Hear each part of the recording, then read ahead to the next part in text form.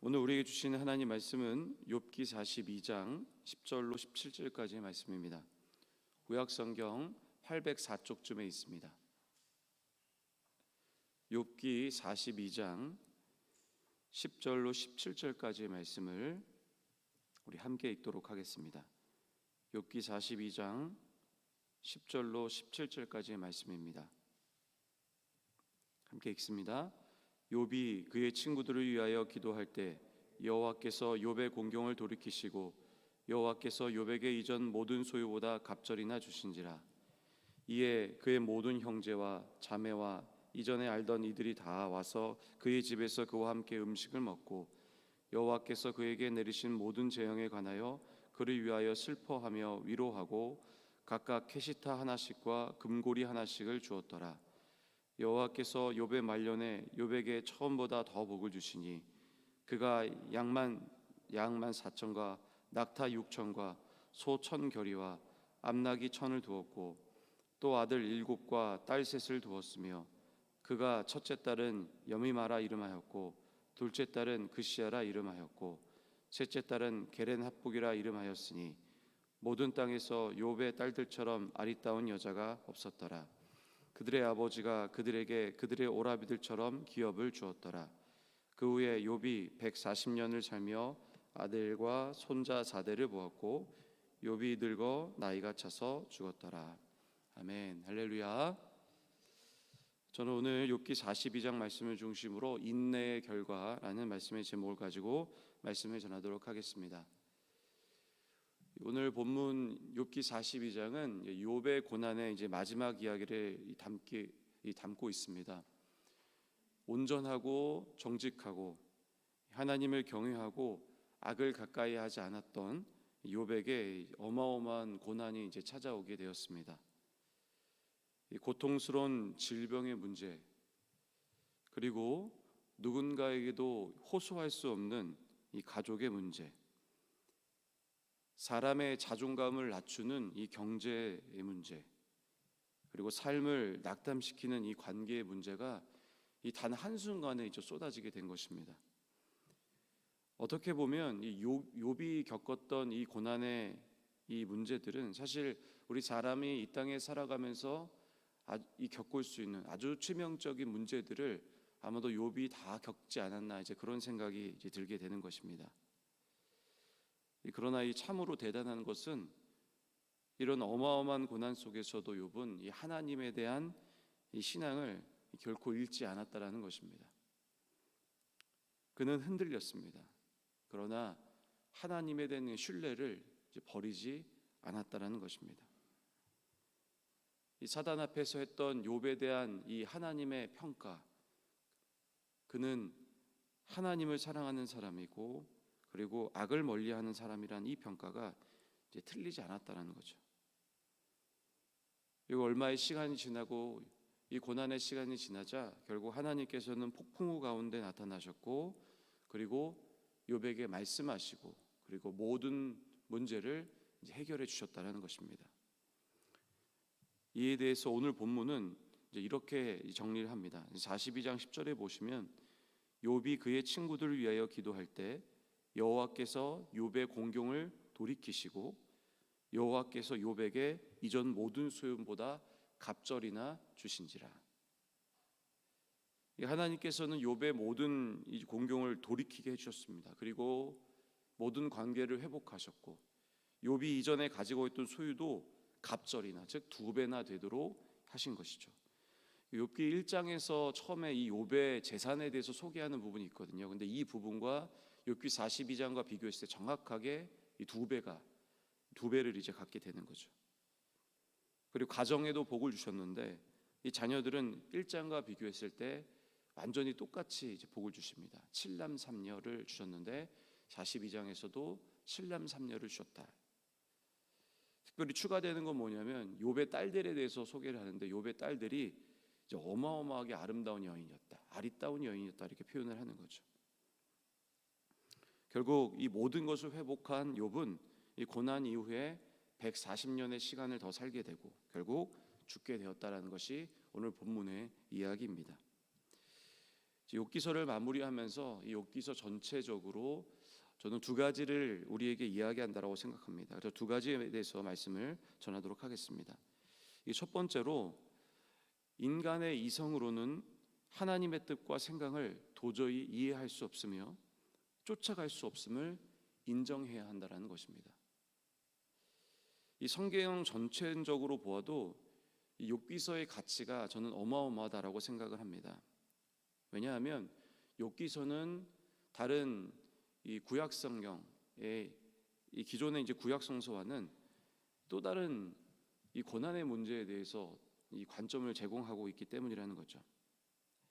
그러니까 신명기서를 보시면 신명기서는 하나님 말씀에 순종을 하면 복을 받고, 그리고 하나님 말씀에 순종하지 않으면 복을 받지 못한다, 이런 어떤 결론을 내리고 있습니다. 근데 욥기서는 이 부분에 대해서 또 다른 해석을 하고 있다는 거죠. 마치 이런 겁니다. 욥기서는 하나님의 뜻과 이 생각은 마치 우리가 1 더하기 1 하면 2가 나오듯이 모든 것이 인간의 계산으로 딱 떨어지는 개념으로 말할 수 없다라는 거예요. 마치 신명기에서 이야기한 것처럼 사람에게 일어난 일들이 복을 받으면 저 사람은 하나님 앞에 순종했구나.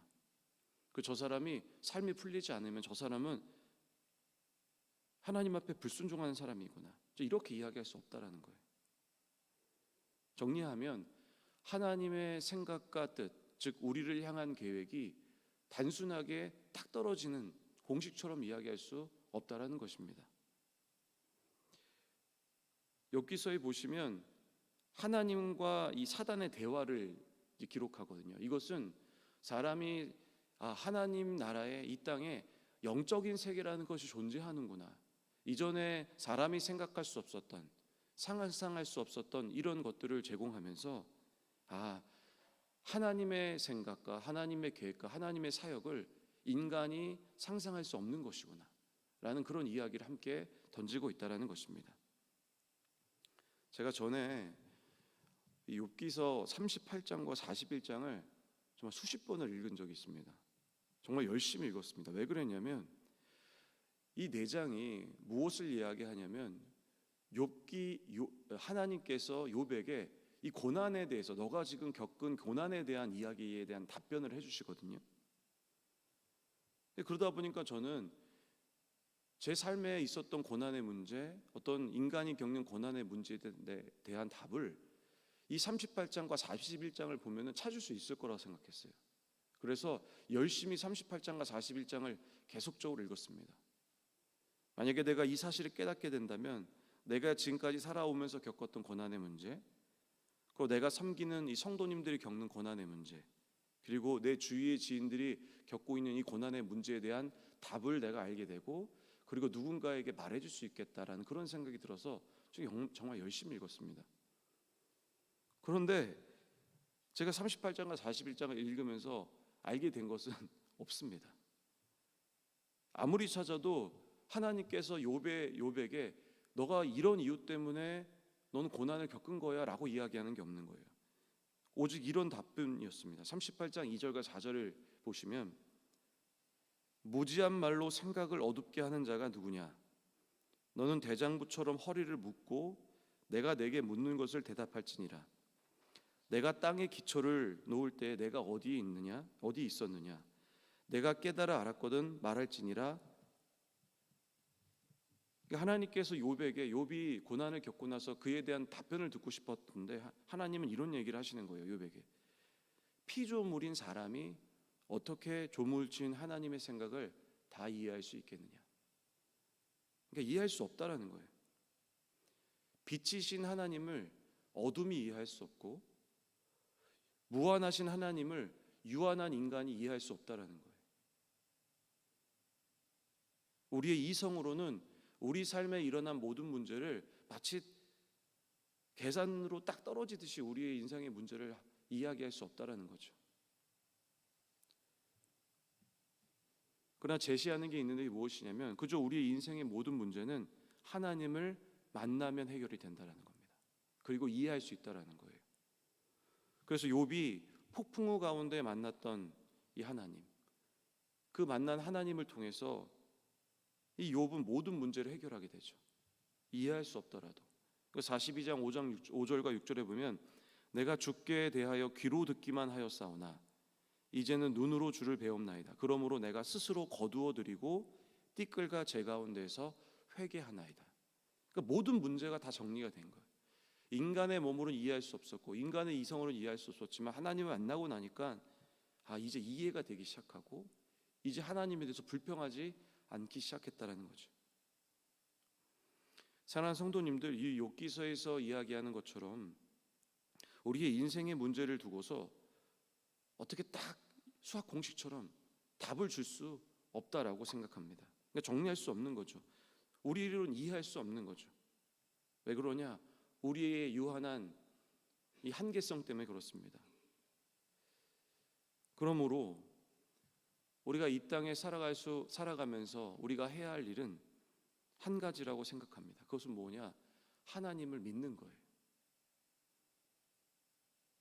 그것을 우리는 신앙이라고 이야기하지 않습니까? 그리고 우리가 걸어가는 그 길을 믿음의 길이라고 이야기하는 것입니다.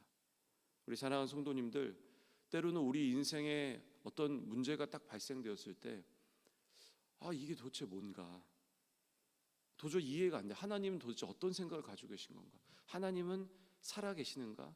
이런 질문을 던질 때, 또 이해되지 않을 때 하나님을 신뢰하시고 믿음으로 걸어가시는 여러분 되시기를 주님의 이름으로 축원합니다. 두 번째로, 우리가 이해되지 않기 때문에 참으로 어렵지만 우리는 이 땅에서 하나님을 믿는 그 믿음을 가지고 인내의 삶을 살아야 합니다. 그리고 우리가 인내의 삶을 살아가게 되면 하나님께서는 갑절의 축복을 우리에게 주신다는 거죠. 욥은 자신에게 일어난 모든 문제 앞에서 흔들렸습니다. 도대체 나에게 왜 이런 일이 일어난 것이지? 내 인생은 왜 이렇게 되는 거지? 나는 하나님 앞에 잘못한 것이 없는데 왜 내 인생은 이렇게 되어야만 하는 걸까? 내 아내는 왜 떠나야 했고 내 자녀는 왜 다 죽어야 했고 내가 지금까지 수고해서 번 모든 재산들을 내가 다 잃어야만 하는가? 그런 질문을 던진 거예요. 그러나 그는 인내했습니다. 그는 견딘 거죠. 또한 그냥 견딘 것이 아니라 하나님에 대한 믿음과 신뢰를 잃지 않았다는 거죠. 예수님의 동생인 야고보가 이 욥기서를 보면서 이 당시에 살아가는 이 신약시 당시 이 야고보 시대 때 야고보가 살아가던 그 시대 때 이 야고보서를 맞는 이 수신자들에게 주었던 메시지가 있는데 그게 뭐냐면 야고보서 5장 10절과 11절에 보시면 이렇게 이야기합니다. 형제들아, 주의 이름으로 말한 선지자들을 고난과 오래 참음의 본으로 삼으라. 보라, 인내하는 자를 우리가 복되나 하나니 너희가 욥의 인내를 들었고 주께서 주신 결말을 보았거니와 주는 가장 자비하시고 긍휼히 여기시는 이시니라. 지금 야고보가 욥을 어떻게 소개하냐면 고난과 오래 참음의 상징적인 구약의 선지자다라고 지금 정리하는 거예요. 왜 야고보가 욥을 소개하겠습니까? 야고보가 왜 당시를 살아가는 이 야고보서를 보는 이 수신자들에게 왜 이런 이야기를 했을까요? 이런 거죠. 욥의 고난과 오래 참음을 보면서 너희도 견뎌라. 너희가 이 땅에 살아가다 보면 이해할 수 없는 일이 올 거다. 고난의 문제를 맞이하게 될 거다. 그때마다 너는 실족하지 않겠냐. 욥도 그랬다. 욥도 절대로 이해할 수 없고 그리고 받아들일 수 없는 그에게 고난의 문제가 정말 이 사람이 겪을 수 있는 가장 큰 고난의 문제가 계속 겪어서 왔을 때 그는 견뎠다. 그리고 견디고 보니 욥기서 42장에 보니까 그를 향하여 하나님께서 갑절의 축복을 주셨다.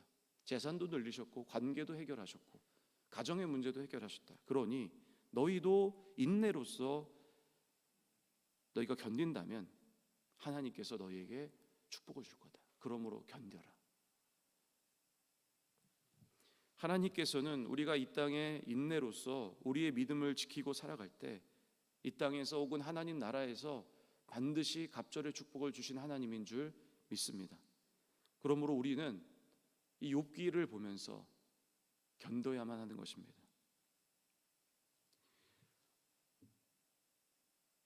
무릎 꿇고 있는 나무라는 이제 이야기가 있습니다. 그게 뭐냐면 이제 많이 우리가 많이 알고 있는 이야기인데, 로키 산맥 해발 3,000m에 보면은 이 수목 한계선 이 지대가 있습니다.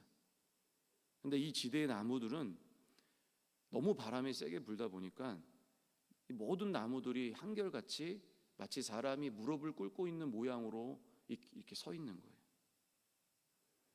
이 나무들이요, 얼마나 이 큰 바람 속에서 잘 견디냐면, 허리를 숙이고 있는 모습을, 마치 무릎을 꿇고 있는 모습을 보이고 있지만 어떤 바람이 와도 이 나무는 흔들리지 않습니다. 그런데 참으로 재밌는 건 뭐냐면, 우리가 지금 아름다운 연주를 하고 있는 바이올린이 있지 않습니까? 이 바이올린이 가장 어떤 나무를 통해 만들 때 가장 공명이 크냐면 바로 이 로키 산맥에서 이 바람을 견딘 무릎 꿇고 있는 나무를 통해서만이 가장 큰 아름다운 또 명품의 바이올린을 만든다는 것입니다. 우리 사랑하는 성도님들, 우리 인생에 이 이야기와 같이 이 고난을 통한 인내는 우리를 가장 아름다운 사람으로 이제 만들게 될 것입니다. 또한 우리가 이 고난 속에서 인내하게 되면 하나님은 우리에게 복을 더하실 줄 믿습니다. 그러므로 우리 사랑하는 성도님들, 우리가 이 땅에 살아가면서 우리가 이해되지 않는 상황이 우리에게 올지라도 욥과 같이 믿음으로 하나님에 대한 신뢰를 내려놓지 않고 인내의 삶을 살아가시게 될 때 하나님의 이 갑절의 축복이 우리 성도님 삶 가운데 임하실 줄 믿습니다. 우리 성도님들 모두 다 이 갑절의 축복을 누리시는, 이 인내의 결과를 받아들이시는 성도님 되시기를 주님의 이름으로 축원합니다.